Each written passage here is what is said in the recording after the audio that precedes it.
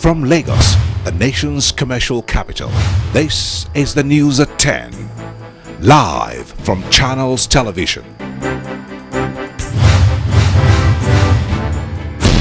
Reporting tonight, Amarachi Ubani. Good evening and welcome. Tonight, the federal government takes another giant stride, hands over PHCN assets to its new owners.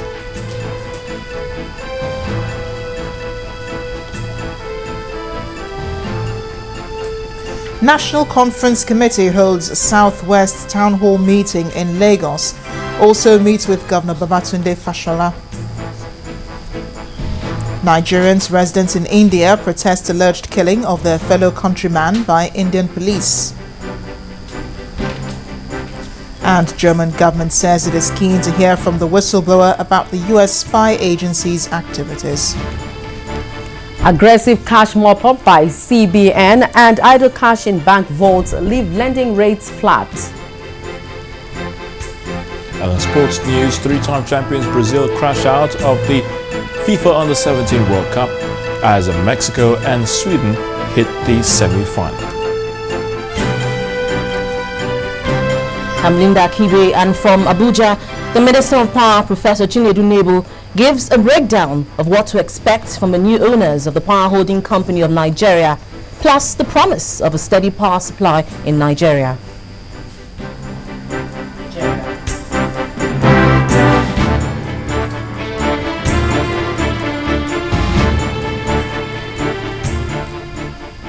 It has finally happened. The power holding company of Nigeria today ceases to exist. Much earlier, the federal government formally handed over the physical assets of the PHCN successor of 14 PHCN successor companies to their new owners across the country. At the handover of the Abuja distribution company in the nation's capital, the Minister of Power, Professor Chinedu Nebo, pleaded with Nigerians to prepare to endure some teething problems from the successor companies. Payment of severance packages to all PHCN staff has been concluded, apart from a few cases that need to be sorted out. Altogether, 40,698 PHCN staff have so far been paid their severance packages, just at the point of getting it paid by their banks. Already, 360 billion naira have been paid out. The remaining 30 billion or so is in the pipeline as all the issues of certification, biometric capture, and making sure that clearance is done is completed. Nigeria still has the lowest tariffs in Africa. These tariffs might not be sustainable, but initially there will be teething problems, but that will abate as the market stabilizes.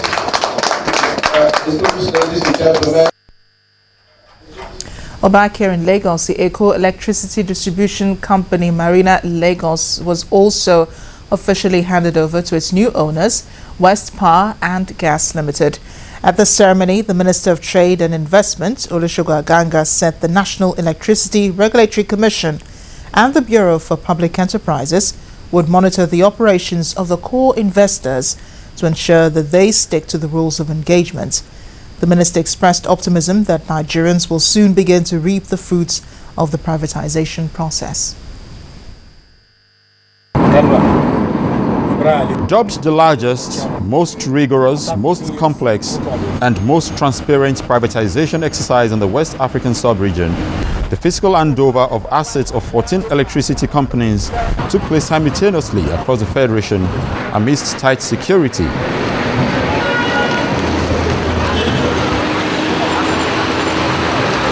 At the center, the Minister of Power, Professor Chinedu Nebo, handed over the Abuja Distribution Company to KANN Utility Consortium, while Dr. Ngozi Okonjo-Iweala of the Finance Ministry handed over the Ibadan Distribution Company to Integrated Energy Distribution and Marketing Limited.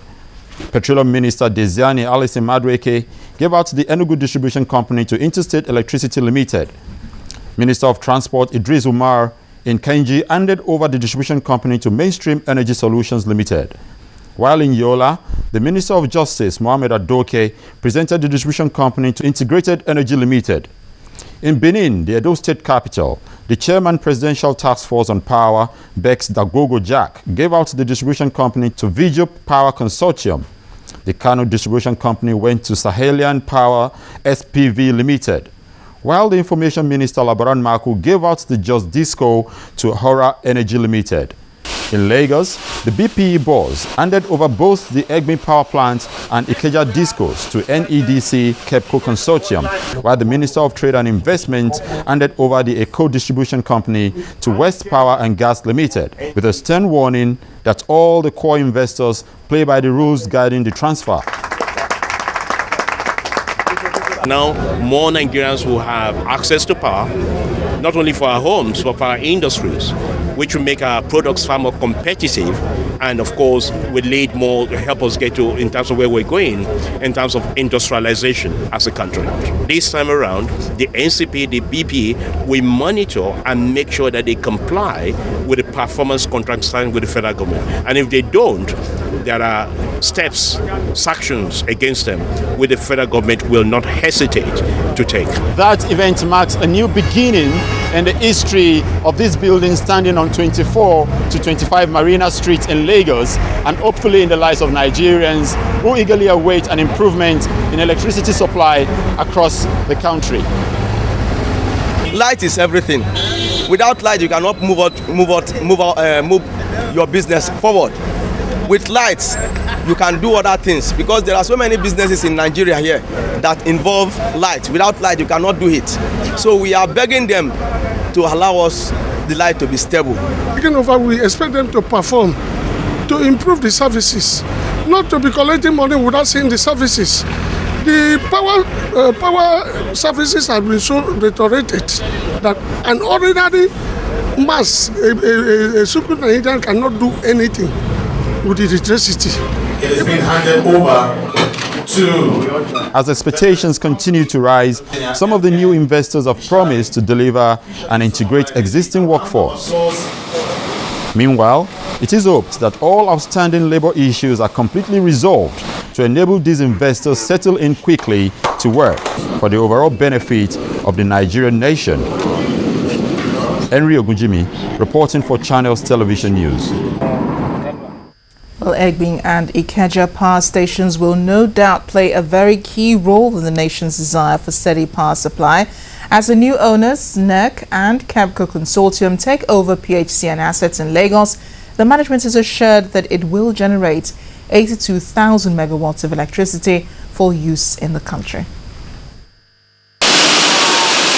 At exactly 10 a.m. today, this unveiling of what is now seen as a new dawn in electricity generation in Nigeria began, with the official handing over of the Egmi power plant in Lagos to the new owner, KEPCO Energy Resource Limited. This is where the cited biggest oil line in Africa. Straight to business, the current CEO of Egmi Power Plant, Engineer Michael Uzoigwe, hinted that the distribution center has been able to achieve lots despite limited resources. There is no government institution in the last 30 years that done what we have achieved in this station. We were still going to score 100% availability if only all what we planned dovetailed into how we planned it. But nevertheless, we are still going to be there soon. And this station will soon be available for 1320 megawatts originally installed capacity. The new owners allay fears that the takeover will be a fruitless effort. For those of you who have had the privilege of going to Korea, KEPCO currently generates 82,000 megawatts of electricity. The total population of Korea is 45 million, and they generate 82,000 megawatts under the banner of the company we have partnered with. Each time the Koreans have the privilege of coming to Egmi, the only thing that strikes them is, why are we where we are? If in 1960 we were at par, and today They've gone several kilometers ahead of us, and we're just watching them. In the history of the Nigerian power sector, With the deal officially signed and sealed at the Egme Distribution Center, the team moved to the premises of Ikeja Electricity Distribution Company, where the second handover ceremony was held. I would like to inform you all that Ikeja Electricity Distribution Company has been in the foremost of performance in all aspects of operational key performance indices in the country. From my interaction with the consultant to date, I'm very certain that the present performance level will be exceeded within a very short period. The director of the Bureau of Public Enterprises, Dr. Benjamin Dickey, cleared issues relating to outstanding entitlements to PHCN staff. The pension component has already left government. It has gone into the accounts of the pension custodians, Zenith, UBA, Diamond, and First Bank custodians. They have their own administrative processes. They also have to liaise with the regulator PENCOM before they remit the funds to the RSA accounts of individuals. With the new owners now in control of power generation, Nigerians are waiting to see how this handover can reform and liberalize Nigeria's electricity industry. We'll bring you more on the handover of the Abuja Distribution Company, the nation's capital territory, where the Minister of Power, Professor Chinedu Nebo, pleaded with Nigerians to prepare for what he called teething problems from the successor companies. Our correspondent Chukwumane Kosi reported that Professor Nebo explained that Nigerians may have to pay more with a takeover, but that over time the tariff will be reduced to a manageable level.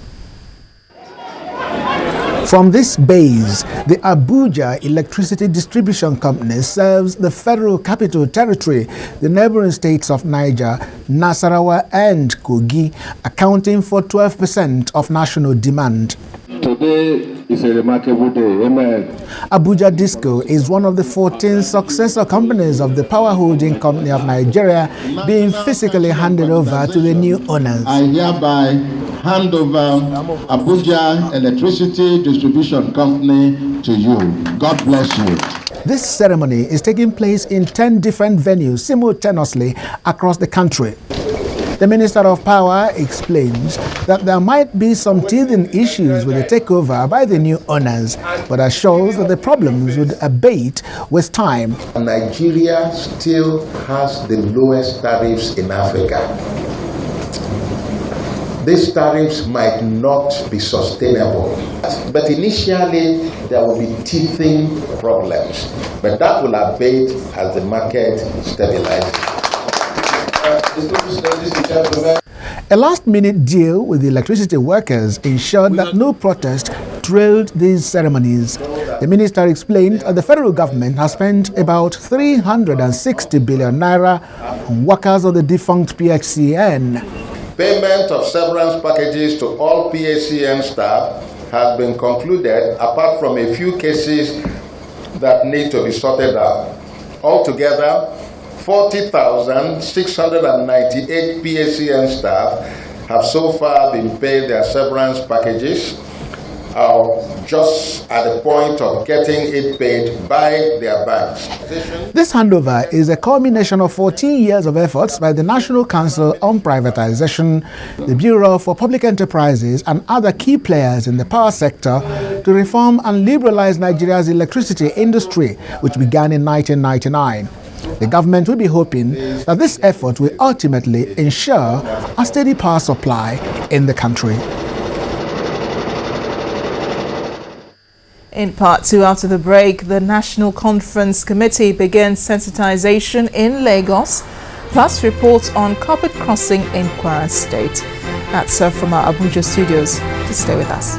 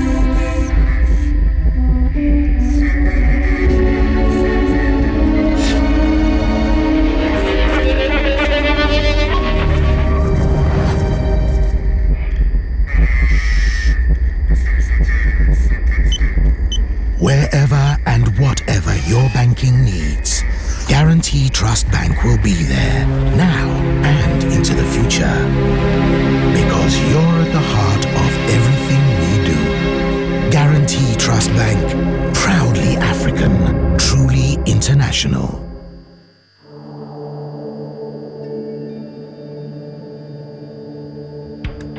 Ask yourself, what does everyone want in life?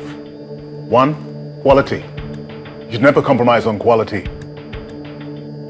I never do. 2, speed. You think fast, so you want your data connection to be even faster. And of course, everyone wants to be appreciated. Like free roaming. Now you can receive all your calls for free every time you travel. And enjoy free calls on your birthday to call anyone you want. It's our way of saying we appreciate you because you deserve it. Introducing Etisalat Gem. Join the Etisalat network today and enjoy amazing rewards. Etisalat, now you're talking. 3, 11, 13.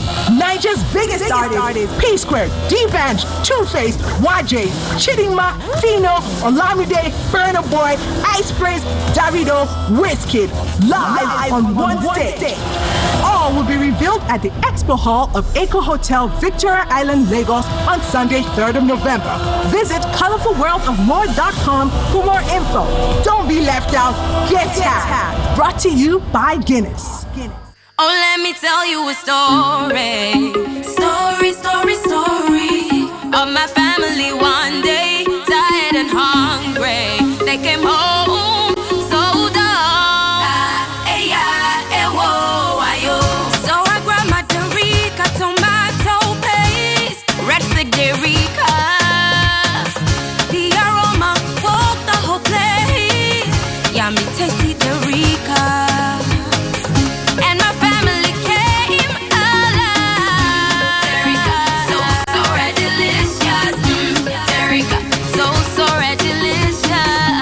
Derica, made with 100% natural tomatoes.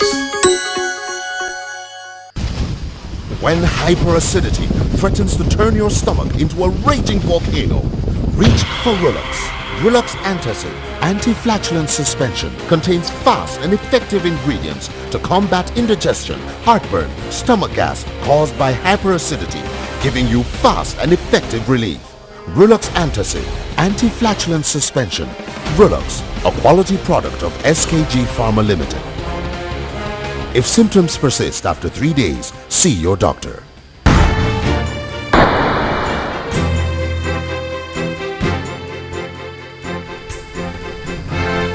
Welcome back. If you just joined us, you're watching the news at 10, broadcasting live from Lagos. Here are the stories making our headlines this hour. The federal government takes another giant stride, hands over PHCN assets to its new owners. National Conference Committee holds Southwest Town Hall meeting in Lagos. Nigerians residents in India protest alleged killing of their fellow countryman by Indian police. And German government says it is keen to hear from the whistleblower about the US spy agency's activities.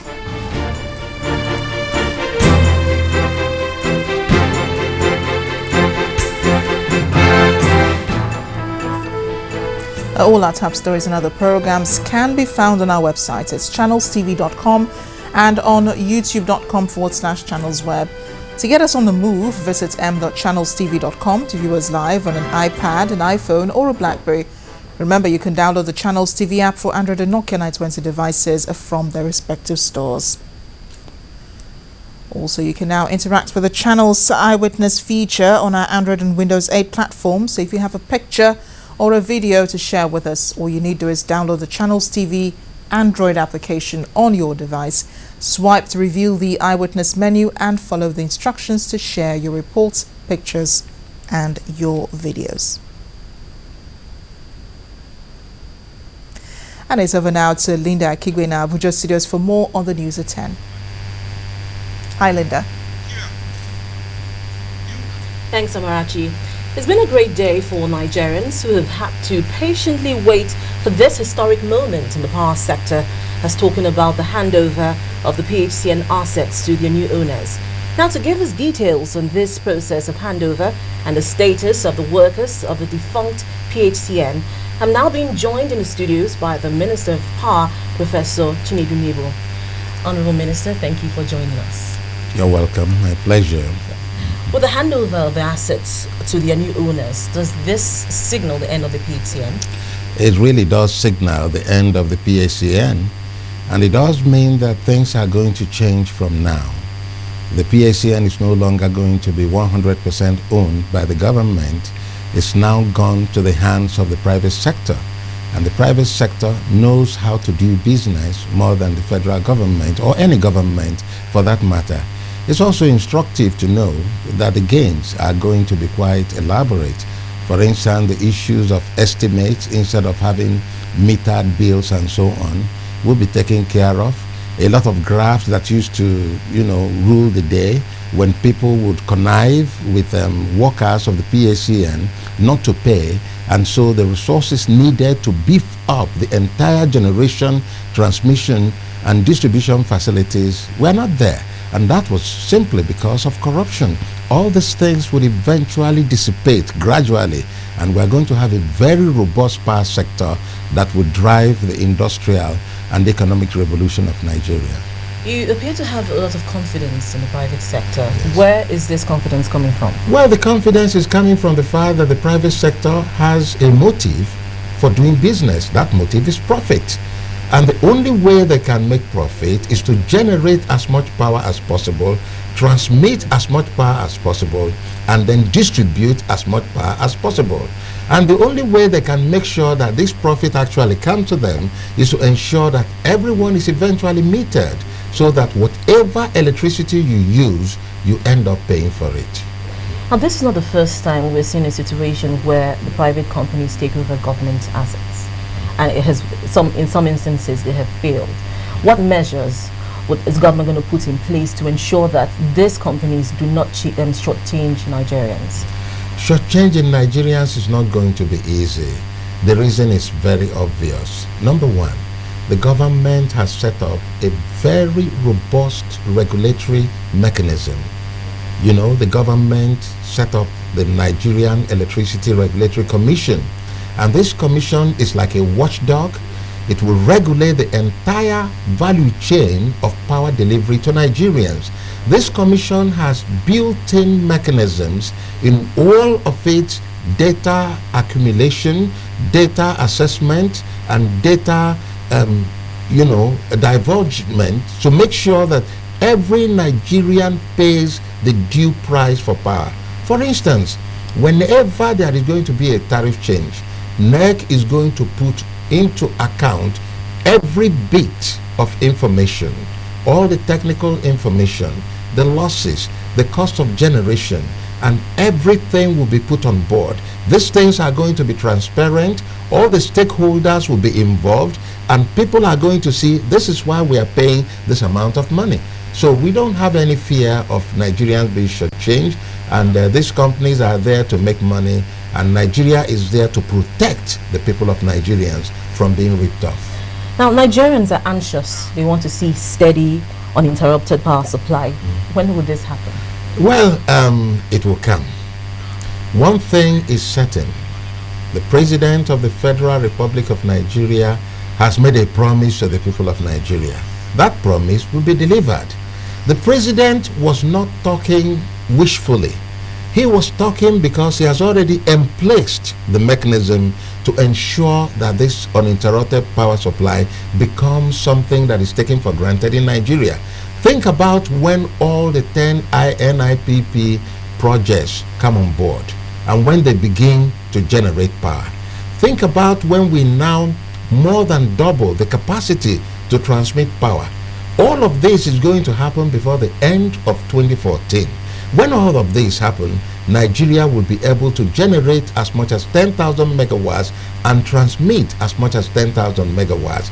Then we will begin to see these problems of darkness and blackouts dissipate.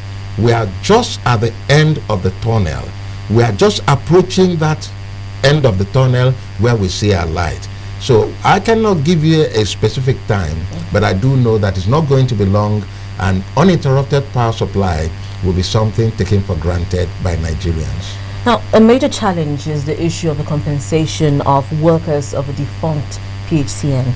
We hear a lot of them are yet to be paid. What is the true picture? Well, the true picture is this. You know, when you come up, no government in Africa has done this level of privatization. It took a lot of courage. It took a lot of belief in the system. It took a lot of commitment and dexterity of purpose on the part of Mr. President to ensure that this pulls through. And that is why, at the end of the day, government is having to cough up as much as 384 to 410 billion naira for the compensation. This money doesn't come easy. But that apart, government has already paid 360 billion naira. So about 41,000 people, workers have been captured and have been paid. Only small problems here and there, and that will be taken care of. What are these problems? These problems like biometrics. And unfortunately, all of us do it sometimes.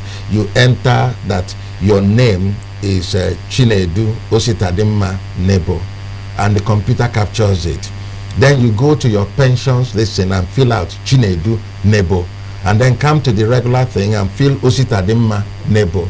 The computer is going to get confused because you either keep consistently with your 2 names or 3 names. And unfortunately, many people answer the same 2 names. So these are things we are sorting out. But when you have captured 41,000 out of about 46,000, for goodness sake, that is 90%, and every part of the world, 90% is an A. What is left is for the few that have not been captured to be captured biometrically and cleared to make sure that all the T's are dotted and all the I's are crossed, and then they will be paid. But with regard to the pensions, we have 26,000 that have already been captured and PENCOM has cleared, but the remaining 14,000 will eventually have their funds when they are cleared by PENCOM. Now, Honorable Minister, Nigerians are worried about the new tariff. Is there anything that can be done to lessen this?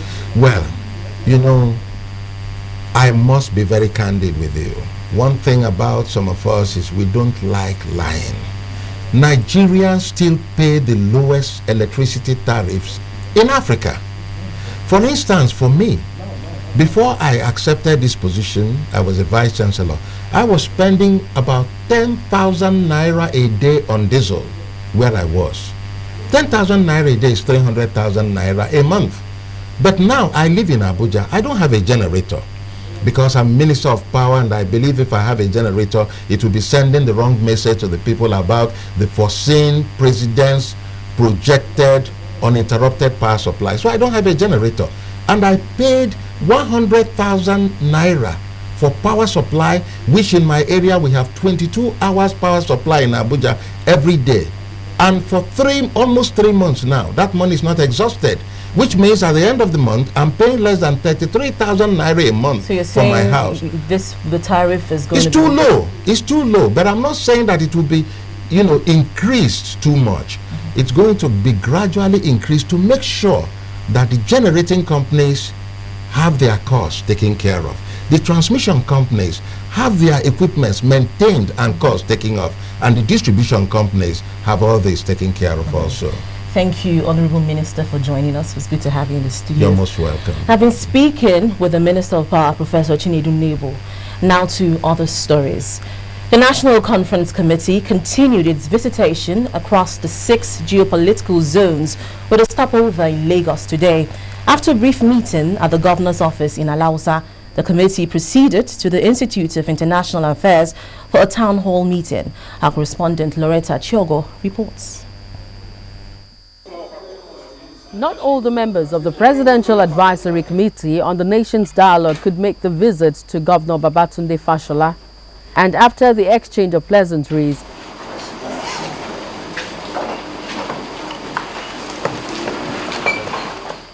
we are here in continuation of our consultation with Nigerians across the 6 geopolitical zones of the country in respect of the National Conference or Dialogue, which we are planning to have, which the President is planning to have.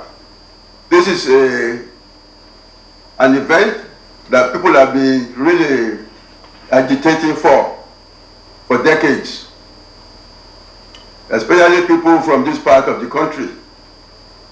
For decades, we have been agitating for a national conference. The governor echoed the position of his colleague governors in the All Progressive Congress. We must listen to everybody, and if we express views that disagree, we should not be called names, because we are citizens and we have a right. Nobody has a bigger stake than anybody if you are in Nigeria. So for me, that's the platform we are about to set. It will have consequences. Can we foresee all the consequences? Are we ready for them?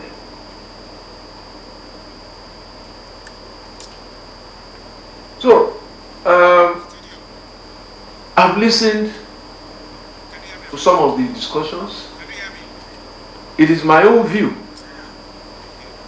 that the position expressed by the governor of Edo is similar to my position. And straight to the venue of the town hall meeting, these Lagos residents wait to air their views. That will give a national conference of 360 delegates from the 6 geopolitical zones. The legal framework of the dialogue should be, as most people have mentioned, the executive bill, which will go there. The issues to be placed before the conference is that people should be asked, first of all, whether we want to stay together as a country. And if we agree, and then other issues can then be discussed.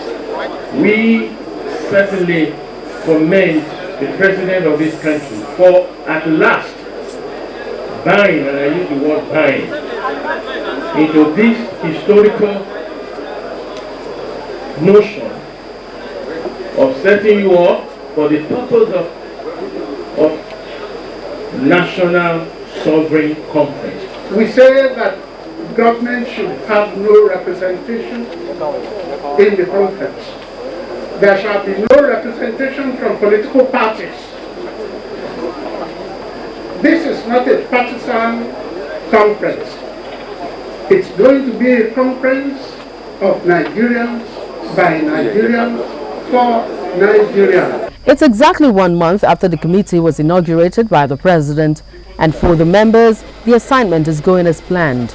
This sensitization across the nation has so far enriched the knowledge of the committee, and it's expected that the experience gained, if properly harnessed, would help shape the eventual outcome of the conference. Loretta Chiogo, Channels Television News. And that's all from the FCT. Now back to you, Amarachi.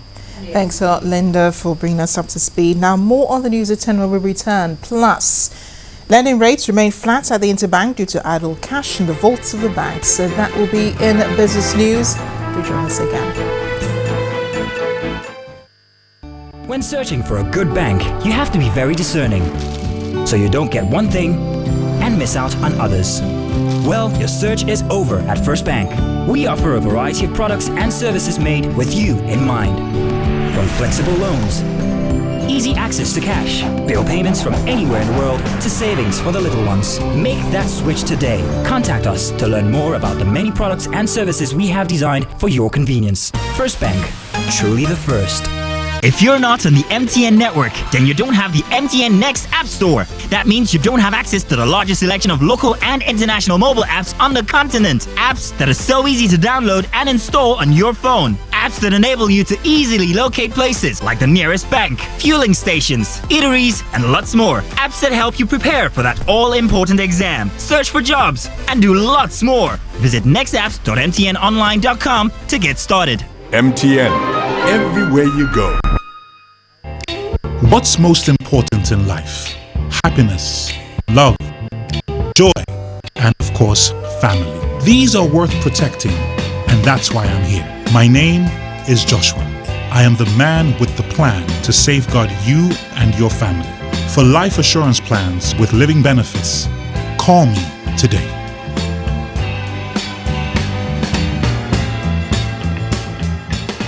ARM Life. If If you want to make good money or you want to make a better deal, come make I show you the easy way for olx.com.ng. 1. Take the photo. Put out for olx.com.ng. 2. Fill the form. 3. Meet the person who go buy it from you and he will give you cash. Go to olx.com.ng where thousands of buyers meet sellers for better deals. It takes just 3 easy steps to sell your goods for cash. Upgrade your life today. OLX, OLX.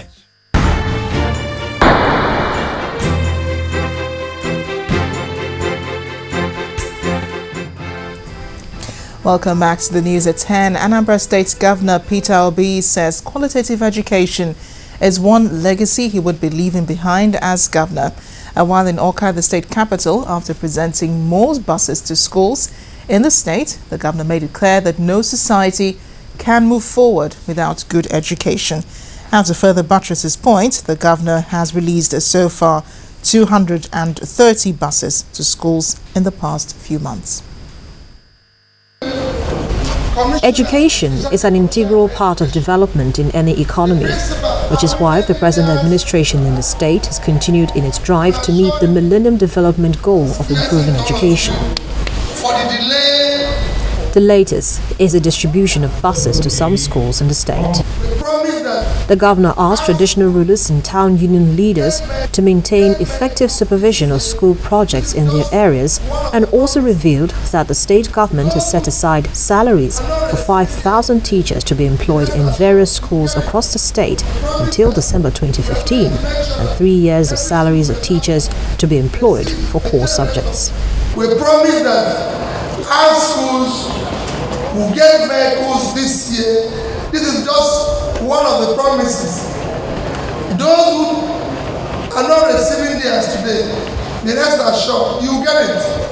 The State Commissioner for Education said the buses will tackle the challenges of transportation and afford easy mobility for the students. We are confident that by the grace of God, our victory at the polls once again will sustain the ever-increasing momentum in the education sector. As Governor Obi's tenure gradually winds down, people have questioned the rate at which projects have sprung up in the state, but the governor has assured them of continued service till the very end. He also promised that more buses will be distributed before the end of this month. A group of Nigerians has clashed with the police in India after they allegedly attacked a police vehicle carrying the body of a Nigerian who was said to have been stabbed to death in India's beach state of Goa. The body of the man, whose name has not been revealed, was found with wounds in Mapusa town, triggering protests by angry Nigerians who removed the body from the van and kept it on the road, blocking traffic in the area. Chief of India's Goa state, Manohar Parrikar, said the murder charge would be investigated, but 53 Nigerians had been detained for their alleged attack on the police.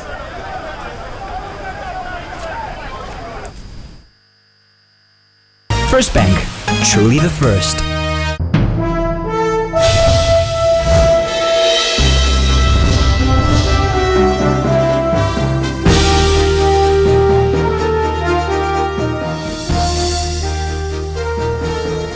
We turn our attention now to business news. Here's Loretta Chogo. Thank you, Amarachi. Lending rates at the interbank remained unchanged at an average of 10.75% today. Traders say lending rates remain flat this week due to idle cash in the vaults of banks and an aggressive mopping up exercise by the Central Bank of Nigeria to reduce money supply in the system. Meanwhile, at its open market operation this week, the CBN sold over 264 billion naira worth of debt notes in a bid to curb excess liquidity. The market opened with a cash balance of about 522 billion today, slightly lower than 535 billion balance last week. The secured open buyback was flat at 10.5% and 1.5 percentage points below the central bank's benchmark interest rate of 12%. Overnight placement and core money traded at 10.75% and 11% each, the same as last week. Now, the way to end piracy in Nigeria is by addressing the socio-economic needs of the people of the Niger Delta. This is according to the former Director General of the Nigerian Maritime Administration and Safety Agency, Mr. Temi Omaseye, in an interview with correspondent Bolaji Akinwale. According to Mr. Omaseye, piracy grew due to high rate of unemployment.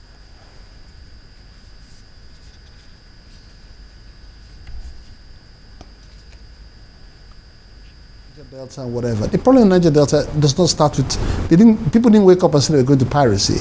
They were going to piracy because they could not sort themselves economically. I'm not holding fault for them, but piracy has to be looked at not only in the issue of tackling and stopping piracy, but we also need to look at the economic issues that created the piracy.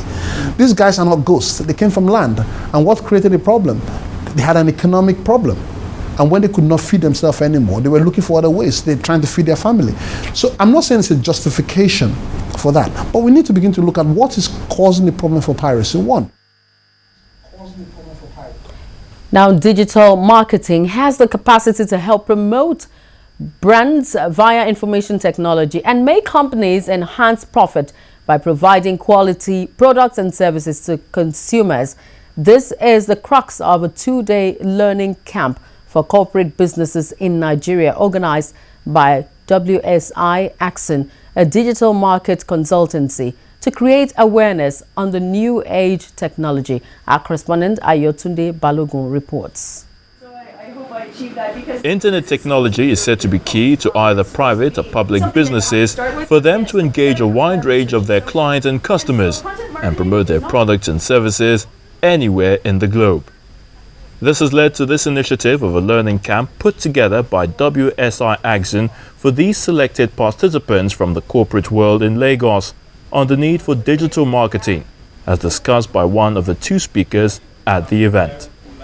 I look at these, so all of the search engines, all of the social media sites, they're really just channels for your content. They're channels to promote your brand. They're channels to control your reputation. That's all they are. They're just places, and you need to interact with all of them, because people who are trying to find you, or not find you, but end up finding you, are trying to interact with those channels and that content. So really, it's more and more about what I label your content, your web presence, your brand's assets, and your reputation. WSI Axon seeks to partner with companies to optimize their presence on the World Wide Web.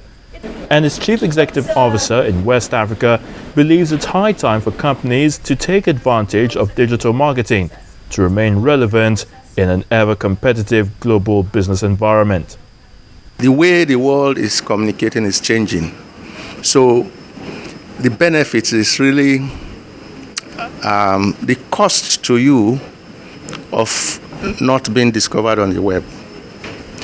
The way people are now interacting person to person, person to business, business to business is changing.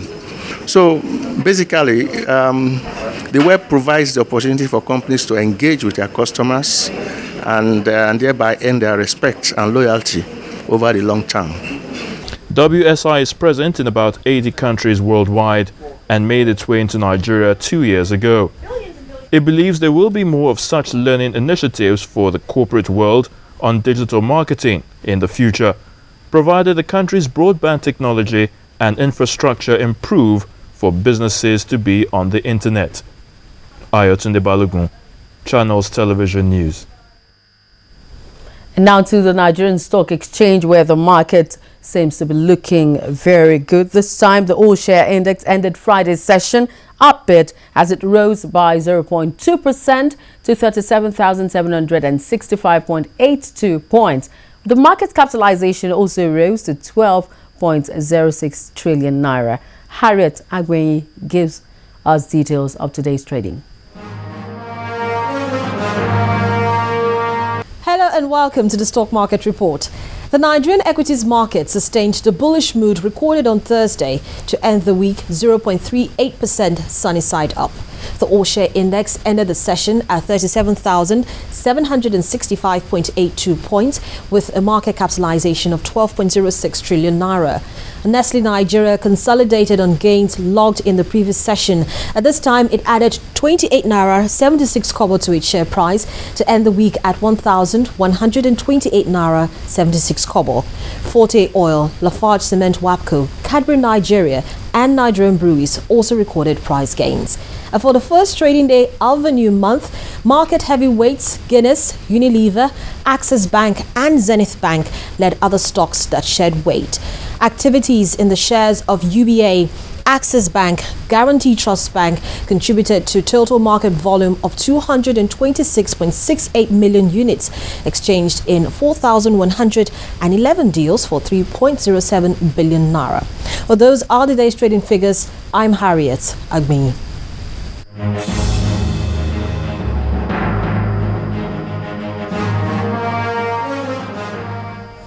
Well, that's it on Business News tonight. It's back to Amarachi to continue with the news at 10.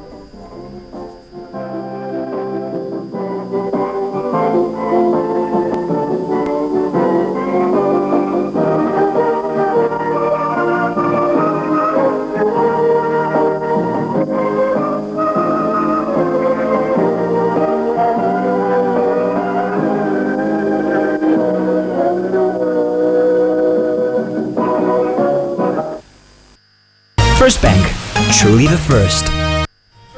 Still on the news at 10, the German government says it is keen to hear directly from American whistleblower Edward Snowden. That's on a foreign scene. Please stay with us.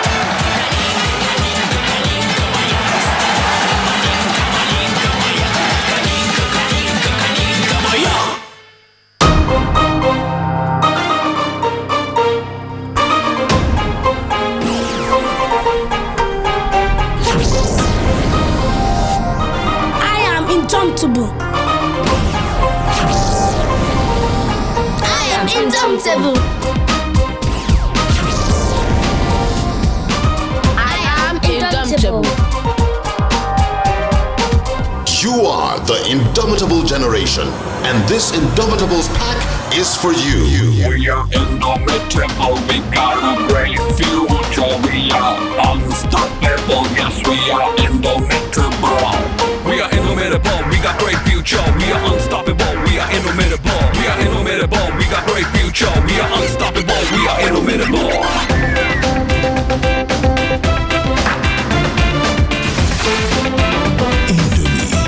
Tasty nutrition, good for you. It's hot, it's sizzling.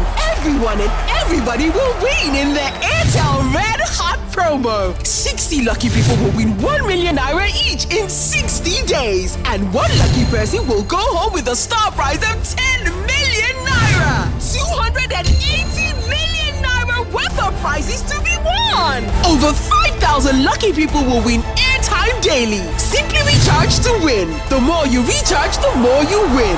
Easy Recharge also qualifies you for the promo. Airtel, smile Nigeria, we've got you covered. Let me tell you about this fantastic new discovery. No, not this, guys. It's olx.com.ng.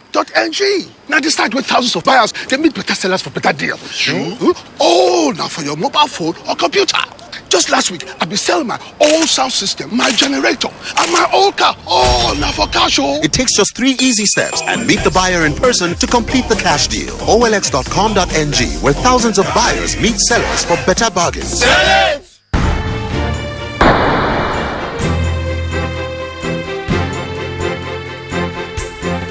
Guinness. Made of more.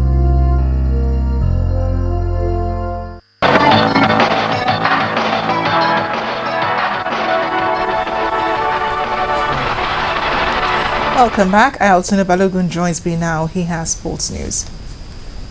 That's right. And we're starting off with football, where debutants Sweden fought back from a goal down to beat Honduras 2-1 and reach the semi-finals of the ongoing FIFA Under-17 World Cup. Honduras drew first blood in the 37th minute as Brian Velasquez clipped the ball into the top corner from a tight angle, while Erdal Rakip slotted home from a delicate through ball by Gentrit Sitaku to level scores for the Scandinavians. However, Carlos Strandberg flicked home the winning goal with a clever backheel 16 minutes before full-time to set up a clash with the winner between Nigeria and Uruguay. Rakip has brought it level. Meanwhile, title holders Mexico edged three-time champions Brazil on a marathon session of penalties to qualify for the semi-finals of the Under-17 World Cup. Ivan Ochoa shot the Mexicans into the lead with his first touch in the 80th minute after a free kick from the right side was flicked on near the penalty spot. But Brazil responded 5 minutes later as Nathan got on the end of a series of deflections in the Mexican penalty area to fire home from 12 yards. The tournament's top scorer Mosquito saw a second spot kick saved by Godinho, and Alejandro Diaz scored for the Mexicans. Into a penalty area, congested, Nathan shot, and at the second time! Now, World Football Governing Body FIFA has appointed the Mexican referee Jer Marufo to handle the Uruguay versus Nigeria Under-17 World Cup quarterfinal scheduled for Saturday. Now, the experience of Marufo, the 2008 MLS Referee of the Year, will come in handy when he takes on that game, since he can speak both Spanish and English fluently. He will be assisted by Eric Boria of the USA, Ricardo Morgan of Jamaica, while the duo of Pavel Kralovic and Martin Wilczek from the Czech Republic will serve as assistant referees. That's it in sports news. I'm Marachi. We'll be back with the rest of the news at 10.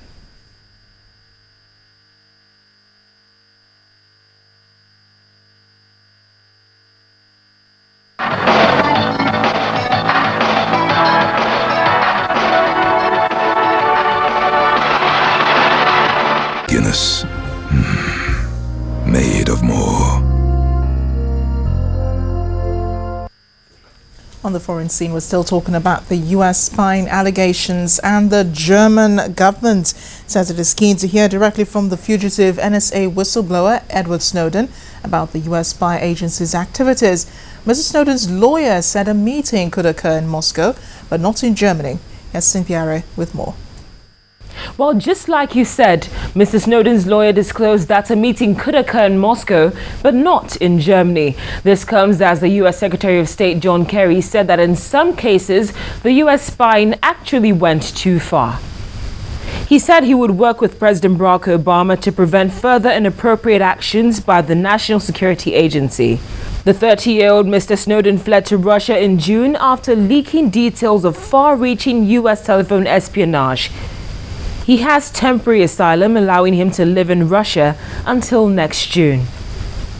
Also today in South Africa, justice has been served, at least to some extent, as the man found guilty of the rape and brutal murder of a 17-year-old girl has been sentenced to 2 life terms in prison by a court near Cape Town. State prosecutors had requested this sentence without parole for Johan Kanna.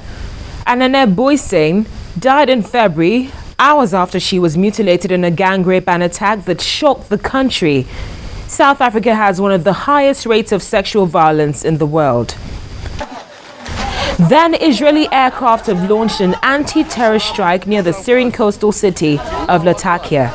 U.S. officials say the strike targeted Russian-made missiles intended for the Lebanese militant group Hezbollah.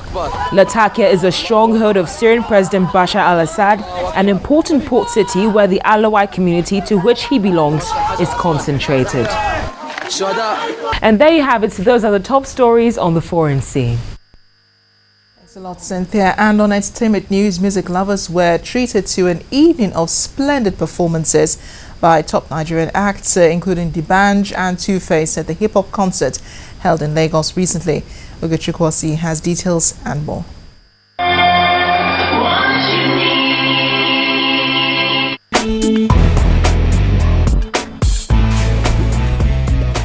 On entertainment news tonight, the 2013 headliners of the annual Hennessy Artistry had guests spellbound as the event hit a crescendo in Lagos. Now, rapping duo Show Them Camp, Shay Shay, Capital Hits rapper Pino, Two-Face and the band took turns to rock the mic on the night as the hip-hop concert closed for 2013.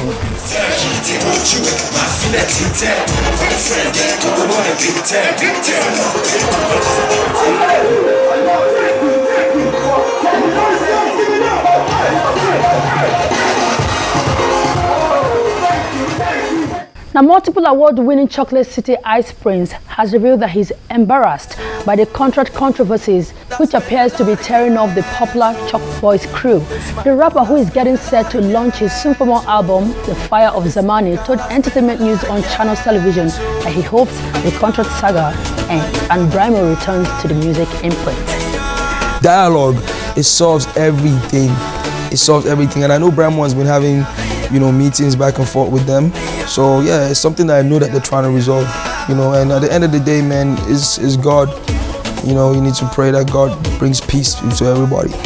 And on to movies. It was a mix of young budding actors and some of the big names in Nollywood on the movie Simi, The Tales of Eve, which is expected to hit the stands this month. The movie stars Belinda Efa as the lead character and Ziki Aloy, Ekbayemi and Frankincense Echeben also as lead characters. There were guest appearances from big names like Jide Koshoko, Tina Mba and Kunle Udumosu. The flick seeks to identify some of the major domestic and non-domestic travails of womanhood. An R&B singer, Chris Brown, has willingly entered a rehab following his assault charges last week. The singer pleaded not guilty to misdemeanor assault after police reports said the singer and his bodyguard both punched a policeman in the face outside a Washington hotel where Chris Brown had a nightclub appearance. Brown is due back in court on November 20th and, if convicted, faces a maximum of 6 months in jail and a $1,000 fine.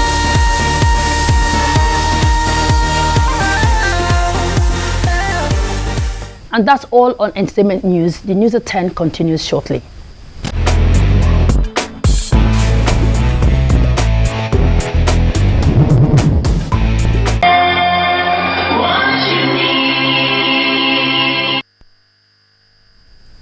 And the main news again across the country. The federal government today handed over the physical assets of the Power Holding Company of Nigeria, the PHCN, to its new owners, who promised the nation steady electricity supply. That's it on the news at 10 tonight. Thank you for watching. I am Amarachi Ubani. Have a pleasant night rest and a wonderful weekend ahead.